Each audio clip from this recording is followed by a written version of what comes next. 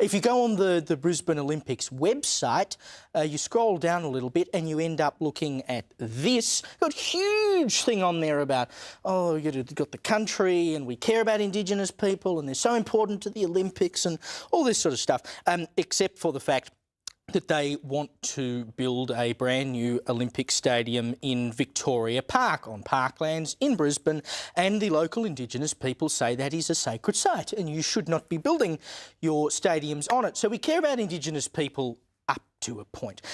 So they had launched last year, one of these, Aboriginal land corporations, launched action against it to try and stop the stadium from going ahead. But Murray Watt, who is the Federal Environment Minister, has now intervened and said that it can go ahead. Isn't it funny? Because, of course, we had a mine that was knocked back, gold mine, Blaney, because, someone had put in this... Blue banded bee. Yep. My mistake that I got the mythical creature wrong.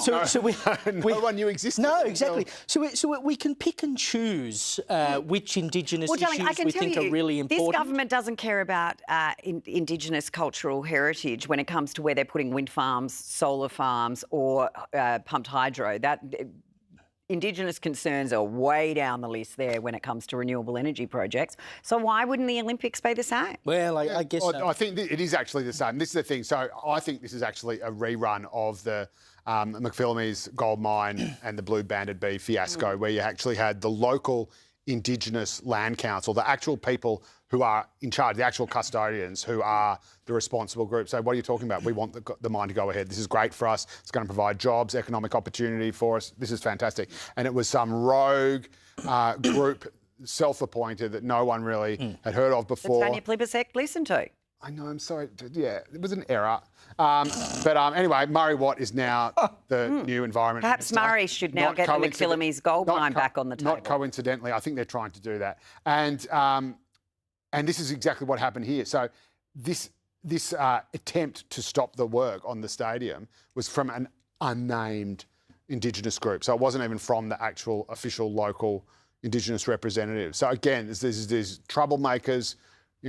It's just green. That might be hate speech come Monday. I actually hope that they would be successful, just because I don't think they should be building it on parklands, because once you lose parkland, you don't get parkland back. I have an opposition to it from that perspective. But I just think if you're going to... Plant a little blue-banded bee there. Well, I know. Or the green and golden tree frog. Just draw one on a rock. The thing to me is, if you're going to talk the talk about how much you care about Indigenous culture and Indigenous people, and we've got the Reconciliation Action Plan and whatever, if Indigenous people come to you and say you shouldn't build it there, if you really believe in the cause, shouldn't you be listening to them? It just seems that sometimes we listen to the things we want to hear and we disregard the ones that are not so convenient, What, this government doesn't have consistency of views and values? Who would have thought? Who would have thought? What a my shock. principles, and if you don't like them, I have others. That's correct. They've done the exact right thing. This is the whole point. There was a slight error with the whole, $1 billion gold mine. They should take down their big commitment to Indigenous issues then on their website. They are actually listening to the appropriate Indigenous people. And